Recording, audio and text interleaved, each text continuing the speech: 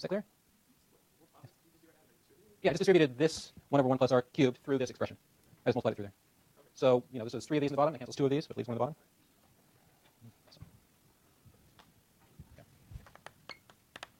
Okay, so that's in response to somebody's question quite a while ago about how we got this formula. That's one way to go. All right. Okay, so let me. So this is a way of computing the present value of a stream of income 1, 2, 3. Let's think of another stream of income that's interesting to evaluate.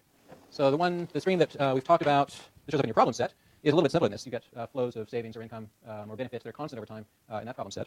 But again, we can use a formula. The general formula we're going to use for any of these expressions involves the present value and some kind of discounting like this. So this general expression allows y to vary over time, like as it does in this example, and sort of all the present value calculations we're talking about. So we can use this more general formula. Of course, if y is constant over time, as it is in the problem set, if y is constant, we can just factor it out in front, and then we just have the job of evaluating what this sum of the exponents of r is. Any questions about that? Yes. So y is constant. That's like putting one-time investment at the beginning, versus if it's over time, you keep reinvesting. Okay, so the question is whether or not having y constant over time is like having an investment up front. So the answer is no. I mean, we can easily imagine making an investment that paid off. Had a stream of dividends that varied over time. So you might, for example, you might think this pattern might match the case if you were a venture capitalist, for example, making an investment in a firm. So you might think that there are going to be low or maybe even negative payoffs in the near term, but that in the future, the value of your investment will, the dividends will become quite large. So the general case where there's going to be, if you move beyond bonds, usually we imagine having these kinds of returns varying over time. So you'll get different dividends at different points in time. So let me answer your question another way. In the case we just evaluated of this stream of payments 1, 2, 3, we said the present value is equal to whatever this is. And so if you think it's raised for 2%, you can just plug in your 2% here and then crank it out. That calculation for the present value should be the largest amount you'd be willing to invest to purchase this stream of payments. That's the way to think about it. So if somebody says, hey, here's an opportunity to invest, you're going to get payment 1 tomorrow, 2 the next day, and 3 the third day, here's the calculation you should do to figure out how much that investment is worth to you. What's the largest amount you'd be willing to pay for that? Does that answer the question? So the payments are just taken as a given. So we say you get extra. Yes. Yeah, so I set this up so there's no uncertainty in the payments. You're getting a payment of 1, as I said, 1 at time t, 2 at time t. So there's no uncertainty here in what the payments are, but they are allowed to vary over time in this calculation. Now, more generally, and maybe this is worth talking about quickly, more generally there will be some uncertainty in what the payments are. So let's go ahead and address that, actually. So let's imagine we actually did this at the beginning of class when Akasia rolled some dice and established that so there was some uncertainty in whether or not this bond was going to pay off. And so let's think about that case. So imagine instead of that being a bond, that we're thinking about the present value of an asset that pays off this stream of dividends. But let's add some uncertainty. And the uncertainty is going to look like this. With probability p, yt will be equal to 0 for t equal 1, 2, 3. So there's a probability p of the investment not panning out, if you're not getting any payments at all. And alternatively, with probability 1 minus p, yt will be equal to the stream we had before. It'll be equal to 1, 2, 3. All right, so let's think. How do you figure out how you establish the value of this asset? So it's the same as in one state of the world. With probability 1 minus p, you get the same stream of payments. But with probability p, you don't get anything. Yes, what's the expected value? So here's the case. There's uncertainty here. So we're going to ask ourselves, what's the expected value of this investment? Yes. Pardon? Well, I haven't told you what p is. Let's do it this way. So here's what we. So with uncertainty, what we'll do is to take expectations. But I'm not sure. Let's see. So we'll compute the expected value of the present value of this thing. Does everyone know what an expectation is, though? I'm not sure if you've all had. Yeah, you would have, if you had stat 20, you would have encountered this. If you haven't, you might not have. Okay. Yeah, it's like the average over the different states of the world. So there's two things that can happen here. In this state of the world, and this happens with probability p, you get a stream of payments 0, 0, 0. And in this possible world, happens with 1 minus p, you get a stream of payments 1, 2, 3. Okay, now to compute the expected value of these things, what we do is we just multiply the probabilities times the different values. So in this case, the expected value of this, the expected present value, I should say, we use the letter e to denote expectations. The expected value of PV is equal to the probability that this happens. So that's t times 0. The present value of this thing is obviously clearly 0. Plus, the other thing that can happen is it pays off. That happens with probability 1 minus p. And if that happens, then you get this present value. So with probability 1 minus p, we get 1 over 1 plus r plus 2 over 1 plus r squared plus 3 over 1 plus r cubed. Okay, so you can see here, if p is a large number, so if it's 1, let's consider the case where p is 1. That's the case where we know for sure that the investment's not going to have any value. If p is 1, then this is 0. So what's the expected present value? Yeah, it's a goose egg. There's a 0 probability of your investment paying off, so its value is 0. If the probability is 0, if p is equal to 0, so this thing pays off for sure, then this part doesn't contribute anything. This part is just 1. So we're back in this world where you get these payoffs, with probability 1 for sure. But if it's in the middle, it's like 1/2, then you'll have 1/2 times 0, and you'll have 1/2 here multiplied times the value of this thing. So in this case, the expected present value of this thing, if the probability of default is 1/2 or failure is 1/2, it's just going to cut the value of the investment in half. It'll be proportional to to this. Is that clear? Yes.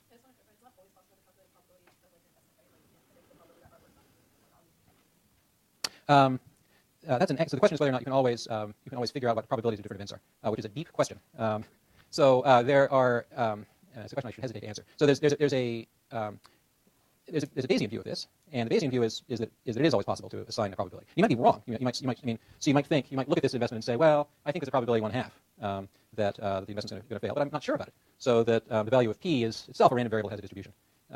And in that world, it's sort of subjective. You just, I should be able to ask you, what do you think the probability is? If something's going to happen, you can give me an answer. You can use that probability in this calculation. So that's a perfectly reasonable way to proceed. But you do have to be able to answer the question of, what do you think the probability is? There's a sort of another view of this, which is involved in a thing called Knightian uncertainty, which asserts that some sort of states of the world are so complicated somehow to describe that you can't really sensibly assign probabilities to them. But that's not a topic for this class. Okay. All right. Other questions about this calculation? All right. I want to talk about another kind of intertemporal choice now, and scooch away from these present value calculations for a moment. So this will be, I'm going to think about the intertemporal problem facing an individual. So you might actually, I'm going to describe a problem which isn't so different from the problem that you face when you were buying bonds. So I want to think about the utility of a consumer who's consuming stuff over time now. So let's imagine a consumer, and they consume goods today and tomorrow, or this year or next year. You can choose what the periods are. So there's going to be two periods in this world. There will be t equal 1. There will be t equal to 2. And at period 1, the consumer is going to consume some stuff. I'm going to call it CT. So this is you might want to think of this as like an indirect utility function where income is here. But let's imagine it's a single good right now you consume in each period, like food or something. So you get utility from your consumption today, and then you also get utility from consumption tomorrow. I'm sorry, so I should have C1, C2. But the nature of your preferences over food doesn't change, so this has the same form. But because most people prefer to consume today rather than later, you tend to be impatient. We're going to weight this thing by a number beta, where beta is it's between 0 and 1. Okay, so beta is a measure of impatience, or measure of patience, really. So the setup here is you consume today, you consume tomorrow. If you're perfectly patient, then beta is equal to 1. I guess I can allow that here. And in that case, you would be indifferent between consuming tomorrow or consuming today. But if you prefer to consume today rather than tomorrow, other things equal, then your beta will be a smaller number. Okay. Is that clear? Is that sort of setup clear? So if you're completely impatient, if you don't care about tomorrow at all, and you only want to consume today, then beta would be equal to 0. And most people would be in between. All right. So this beta is a measure of how much more you prefer to consume today rather than tomorrow. Okay. So that's what we can do then is write down a consumer's maximization problem. Let me do that over here. So this should bring back memories of what happened before the midterm. So we're going to have a consumer who maximizes the sum of their utility over both these periods. So they're going to maximize u of C1 plus beta times u of C2. That's the thing they're doing. They're basically choosing about consuming today or consuming tomorrow. They're going to do this subject to a constraint. And the constraint's a little bit more complicated than the one we had in the static consumers problem. In period 1, C1, we would say that you might say that C1 has to be less than or equal to some income Y1, so this is like your income you get in the first period. Then we'll also have require then for C2 to be less than or equal to Y2. If this is the setup, though, what would the consumer choose to do? So let's assume that non-satiation is satisfied, so you always prefer to consume more or less. It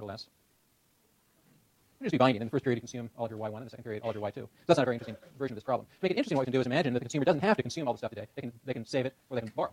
So in that case, what we have is a case where we can think of it as a consumer buying or selling bonds, and or using a credit card if that's a more convenient sort of thing to do.